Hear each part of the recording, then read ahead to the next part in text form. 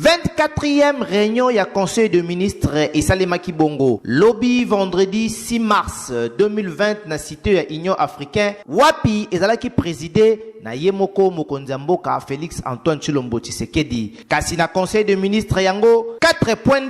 ezalaki bongo examiné na communication ya mokonzi mboka na ba membre ya gouvernement oyo wapi ekumbamaka na premier ministre Sylvestre Ilunga Ilukamba lisolo ya liboso ebetamaki ezalaki bongo nde séjour ya mokonzi mboka na kati ya ba États-Unis d'Amérique wapi chef de l'État ayebaki na koparticiper na conférence Amérique-Israël oyo wapi kutu chef de l'État na biso ayebaki bongo na ko réitérer engagement ya koyeba kobatela ba relation ya malamu na ba FMI na oyo etali bongo approbation ya relevé ya décision ya conseil de ministres balobaki ke esengeli nanu ba examiner décision oyo ezwamaki na 23e conseil de ministres oyo esalemaki bongo le 28 février 2020 pe lisusu koyeba na ko examiner dossier ya commission oyo ezalaki kotala makambu etali sanction ya département ya trésor américain na M. Salem pe associé Pain Victoire Mini Congo pe ba société misusu kaka na conseil de ministres yango bayebaki na kolobake esengeli ba examiner pe oyo ezali bongo